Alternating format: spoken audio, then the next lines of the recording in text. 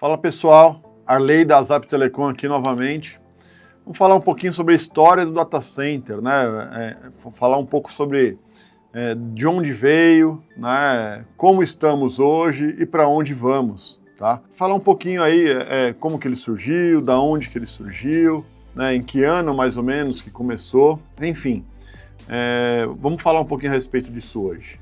Tudo começou lá nos anos 40, 50, tá? 1940, 1950, começou a era computacional.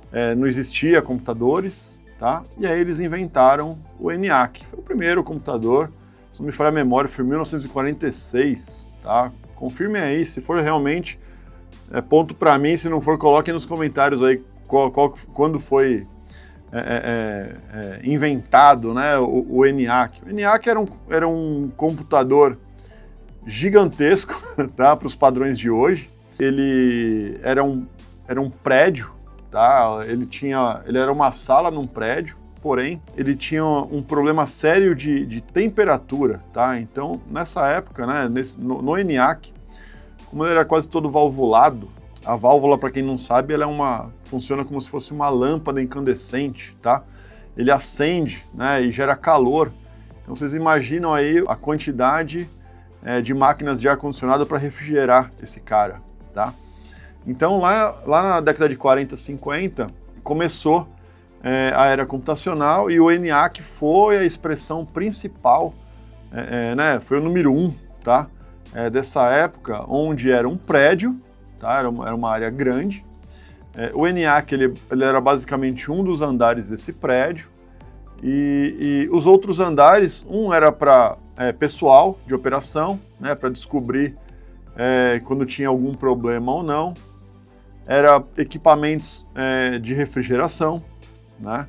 Então era tudo isso, e energia, tá? A energia tinha de ser extremamente estável, tá? A energia hoje, por mais, vamos usar o termo sujo que seja, naquela época era um pouco mais, então precisaria de uma energia extremamente estável, confiável, porque o desligar de hoje já é alguma coisa ruim. Imagina naquela época que os dispositivos não eram tão modernos, né, ou tão desenvolvidos quanto hoje, né, que eles suportam desligamento e religamento.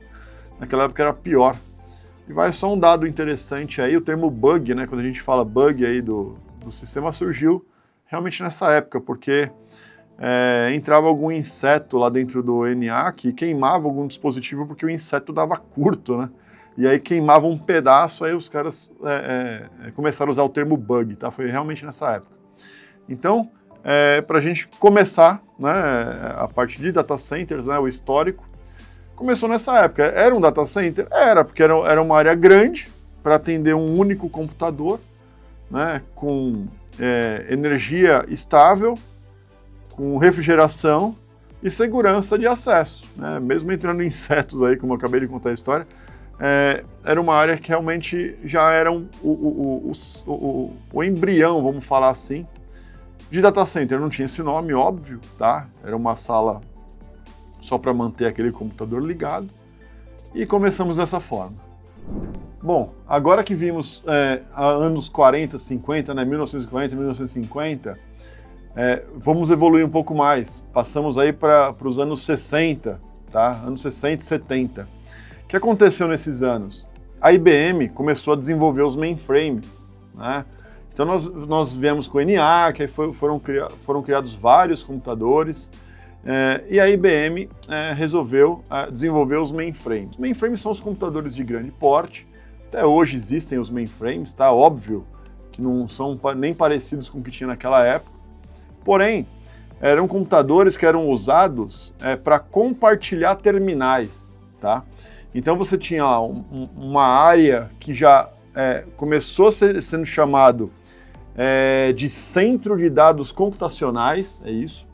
E aí tinham as redes, que eram alguns protocolos específicos da época, e onde a pessoa tinha um terminal, né, era uma telinha, que não era uma tela de computador normal, era apenas um LCD, às vezes nem LCD tinha, mas tinha um terminal de teclado, que você se conectava ao equipamento e você usava ele como um terminal remoto, né? Então você tinha lá o tal do terminal burro, que a gente chama.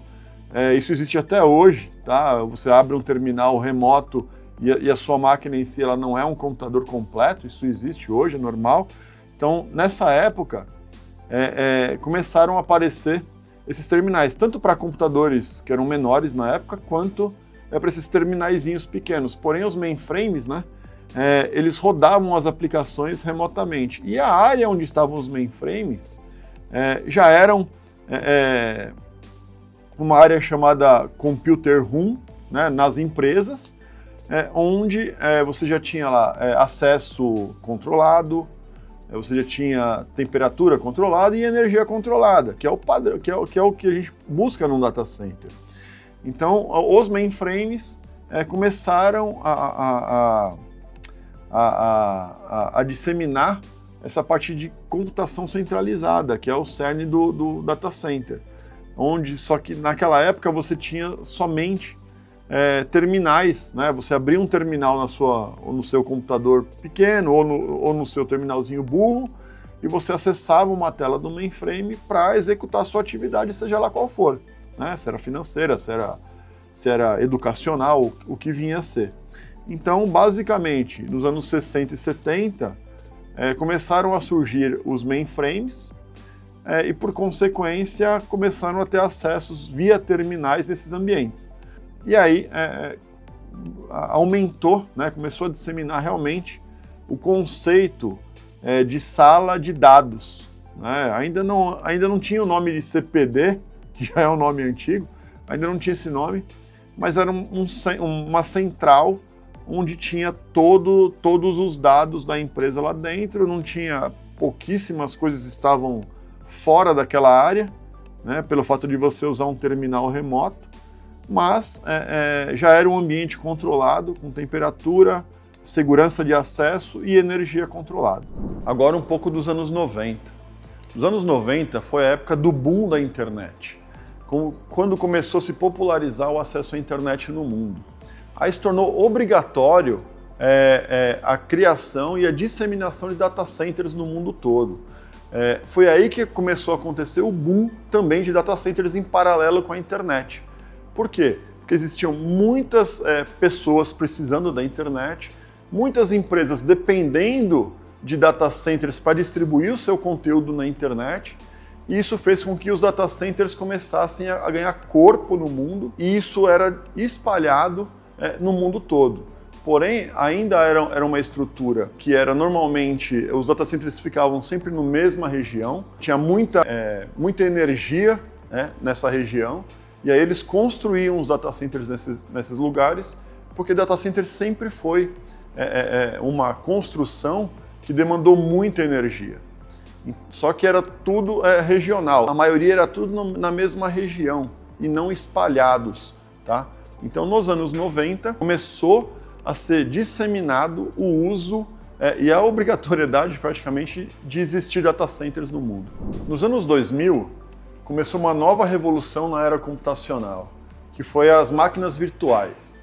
Então, com o advento da AWS, com a Azure, com a Google Cloud, essas empresas começaram a fazer data centers gigantescos, onde eles colocavam toda a infraestrutura deles lá dentro para poder servir máquinas virtuais para o mundo todo.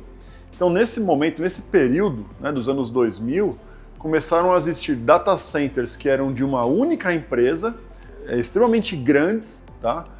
Para servir as aplicações que eles vendiam. Então, começou a surgir, né, um mercado novo, que em vez das pessoas comprarem um servidor e fazerem um colocation num data center, eles alugavam uma máquina virtual e isso rodava em qualquer lugar, né? Era um pedaço de uma máquina física, e aí começou a disseminar esse tipo de produto, tá? Então, nos anos 2000, empresas construíram data centers gigantes para atender um determinado tipo de serviço.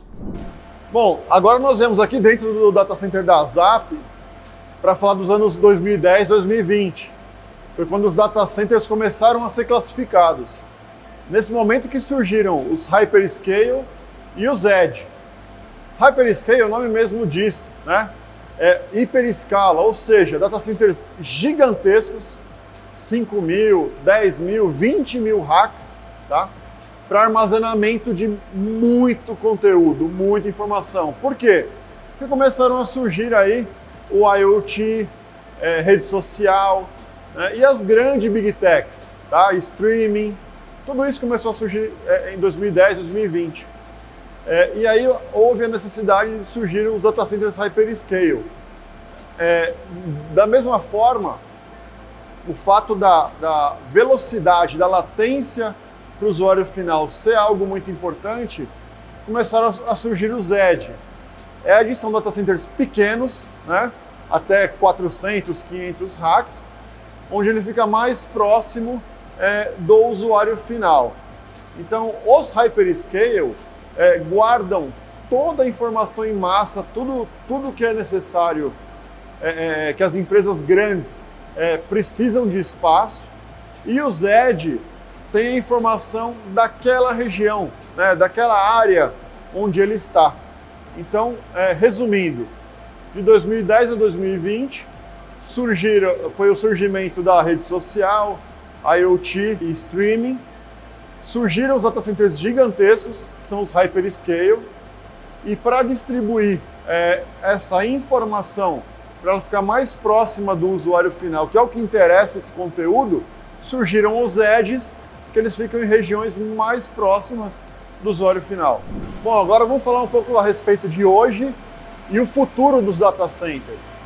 Hoje, o grande hype do momento é a IA, tá? IA, ela tem um problema, ela tem um uso muito grande de energia.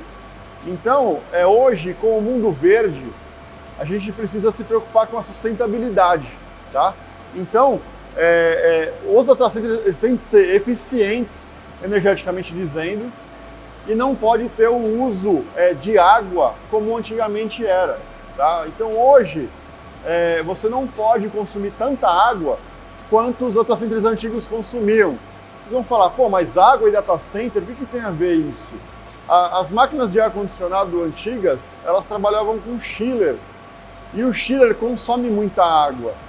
As atuais não consomem mais, elas trabalham com condensadora, e aí, por consequência, é gás.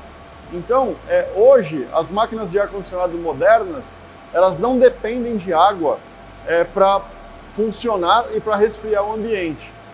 Em relação à capacidade energética, hoje existe um cálculo chamado PUE, que é o cálculo de eficiência energética do data center, que você pega a energia de TI e energia consumida total, existe um cálculo, não pode ser maior do que 1,95, segundo regras internacionais.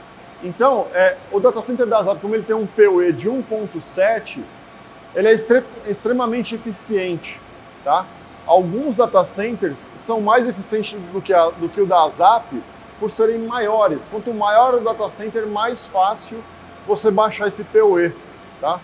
Então, o futuro basicamente é esse, a IA, né, que isso já é uma realidade, porém o consumo de energéticos aumenta muito, e aí você tem como você diminuir o consumo, né, de energia, tendo um PUE muito bom, botando equipamentos de ar-condicionado modernos, hardware moderno e uma eficiência também voltada para energia. E é isso, o futuro é esse, é tudo ser verde, tá? Bom, eu acho que por hoje é isso. A gente falou bastante aqui a respeito da história do data center. Entre em contato com a ZAP, nossos contatos estão aqui embaixo na descrição do vídeo. Qualquer dúvida, qualquer coisa que vocês tenham interesse, coloquem aí. Quem sabe a gente fala um pouco mais num próximo vídeo. Obrigado!